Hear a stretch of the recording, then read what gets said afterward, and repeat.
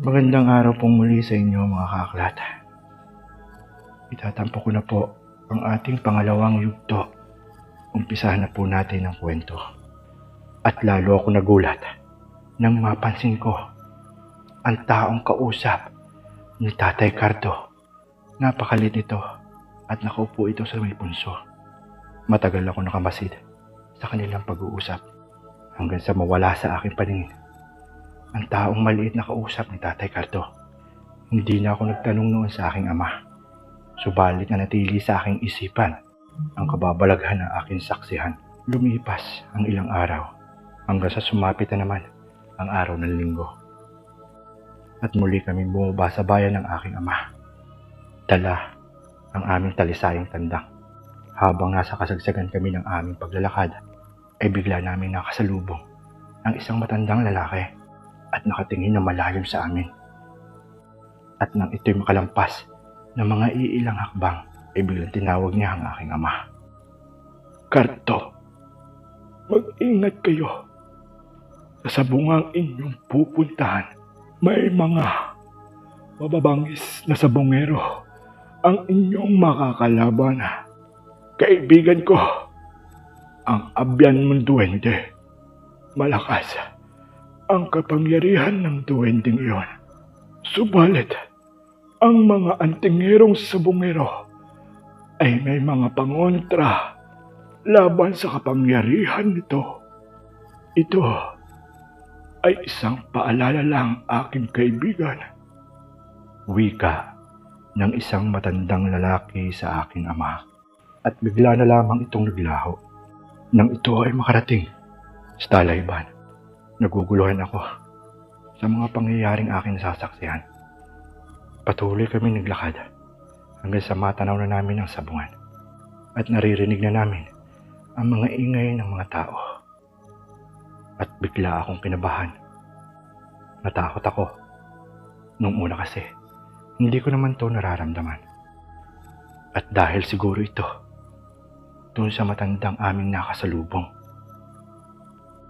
Hanggang sa namalayan ko na lamang na nasa bungad na pala kami ng sabungan. Nang biglang may lumapit sa amin na may mga dalang manok. Nakita ko noong nakaraang linggo ang laban ng manok mo, kaibigan. Malakas at magaling ito. Pwede ba kitang hamunin, kaibigan? At tingnan natin kung may laban ba yung manok mo sa aking manok. Wika ng lalaki na may pang-aasar na panghahamunan. At sa puntong ito, ay muli akong kinabahan at takot. Iba ang nararamdaman ko sa taong kausap ni Tatay Cardo. Dahil baka ito ang sinabi ng matanda sa amin. Maya-maya ay tumango ang aking ama sa hamon ng lalaking iyon. At nang ikasal laban, ay hindi ko alam kung gaano kalaki ang pustahan. At sa aking tansya ay malaki ito. Muli ko nakita na parang may pinapakinggan ang aking ama, na parang may binubulong sa kanya. At nang malapit na pag-upisa ang laban, ay muli kong nakita ang lalaking kamukha ng duwendeng kausap ng Tatay Cardo. Kinalabutan ako nang ito'y tumingin sa amin. Lalo pa ako nagulat nang ang matandang aming nakasalubong habang kami naglalakad ay papunta ng sabungan. At ito ay lumapit sa amin at nagwika ito ng, ang makakalaban mo ngayon, Cardo, ay isang banto na sabongero dito sa lugar at isang antingero. At ito ay may kapangyarihan na kontrahin ang kapangyarihan ng kaibigan mong duwende na nakaupo sa gilid ng ruweta. Ako nga pala, si Dadoy. Cardo, matagal ko nang sinusubaybayan ang iyong buhay at alam kong kailangan mo ng tulong namin. Wika ng matandang lalaki kay Tatay Cardo. At nang nag-upisa na ang laban, ay nakita ko ang kalaban na nag-uusal ng kanyang mga salita at nakapikit pa ang mga mata nito. At nang binitawan ng mga manok, ay agad sumugod ang kalaban namin manok at biglang napaatras ang talisayang manok ni Tatay Cardo. Simbilis ng kidlat ang atake ng kalaban naming manok at nasapol sa ulo ang talisayang tandang ng aking ama. Tumilapon ito sa malayo dahil sa sobrang lakas ng palo at halos hindi na ito makagalaw. At namagip ng aking paningin ang may-ari ng aming kalabang manok ay kalmado lamang ito na nanonood sa laban. Habang ang aking ama ay hindi na mapalagay sa kanyang nasasaksihan. Ang matandang kamukha ng duwende at ang matandang nakasalubong namin ni Tatay Cardo ay sabay lumapit sa aming kinaroroonan at nakita kong may ibinulong ito sa aking ama habang ang kalabang manok ay patuloy pa rin ito sa pag-atake. Tattad ng tama ang talisayang manok ng aking ama. Hindi na makagalaw ang aming manok at umagaw sa maraming dugo sa kanyang katawan. Kasabay noon ay ang pag-agos ng aking luha.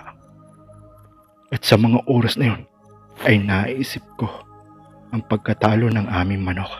Subalit, nagulat ang lahat, pati na ako, nang biglang bumangon ang aming manok na talisayin.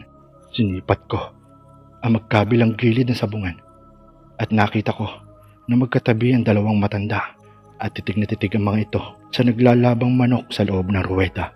At nang makita ko ang may-ari ng kalaban ng aming manok ay nanlaki ang mga mata nito at hindi makapaniwala sa kanya nakita. Muli itong nag-usal ng mga salita na sa aking pandinig ay salitang mga Latin ang winiwika nito.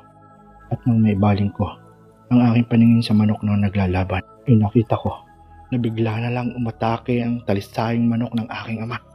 Tumama sa likuran ang tari sa kalabang manok. Subalit ito ay hindi man lamang tinablan at nang may biglang inihagis na bagay ang aking ama sa kalabang manok at biglang hindi ito makagalaw. Sinipat kong mabuti ang bagay na inihagis ng aking ama sa kalabang manok at nang malaman ko na ito pala ay mga butil ng asin, naisip ko na lamang na ito ang utos ng kaibigan duwende ng aking ama. Nang di kalaunan ay muling nagsalpukan ang dalawang manok nang biglang may sinabi ang aking ama. Subalit, hindi ko ito marinig dahil sa lakas ng sigawan ng mga tao. Kaya't itinigil na lamang ito ang pagsasalita at ibinaling na lang ang kanyang paningin sa mga naglalabang manok. Habang ako naman ay hindi kinaya ang panonood sa laban ng dalawang manok. Napatras ako nang makita kong may ulong na pugot at tumalsik ito sa gilid ng ruweda. At nang mapansin ni ama ang aking pag-atras, ay bigla niya akong hinila pabalik sa aking kinatatayuan nang bigla ko nakita ang pagtumba ng isang manok. Hindi ko ito masyadong maaninag sa sobrang bilis ng pangyayari. Nagulat na lamang ako nang makita ko ang aking ama na nagtatatalon dahil sa tuwa at kalabang manok pala na tumba at wala na itong ulo. At nang muli kong sinipat ng aking paningin sa paligid na sabungan, ay nakita kong nakatunganga ang lahat na parang hindi makapaniwala sa kanilang mga nakikita. Habang ang may-ari ng kalabang manok ay tila galit itong lumapit sa amin.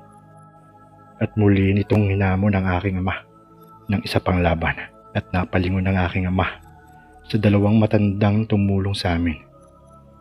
At nang itaas nila ang kanilang mga kamay na sa aking tingin ay gusto pa nilang ilaban ang manok na talisayin ng aking Tatay Cardo. Hindi na tinanggal ang tari ng aming manok at hinintay na lamang ang susunod naming makakalaban. At di kalaunan ay inilabas na ang makakalaban ng aming manok. At nang makita ito ni Tatay Cardo, ay bigla itong napaiyaw at dali-dali niya tinanggal ang tari na kanyang talisaying manok. Subalit hindi namin napansin na nasa likuran namin ang dalawang matanda at tinapik itong sa balikat si Tatay Cardo at gustong ituloy ang laban. Pati ako, kaklat, ay nagulat sa kalaban ng talisayang tanda ni Tatay Cardo.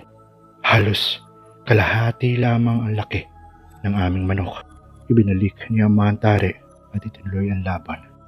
At muling umingay ang loob ng sabungan. Di magkamaliw Sa pagsigaw ang mga tao at nagkampihan ang mga iyon, nagulat ako nung marami nang kumampi sa aming manok.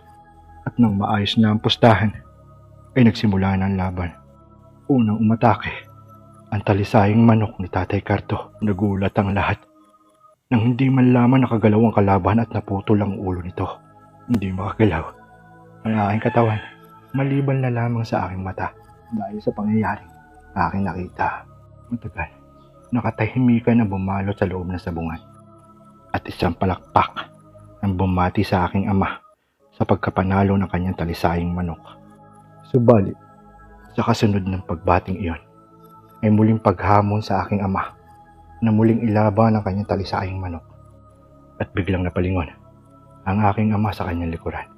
At ito ay nagulat sa kanyang nakita. Kilalang kilala niya ang taong pumalakpak ng malakas at humamon sa kanya.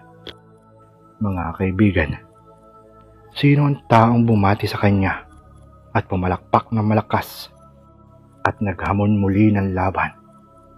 Ang kasagutan ay muli niyong tunghayan sa pangatlong yugto ng aking kwento.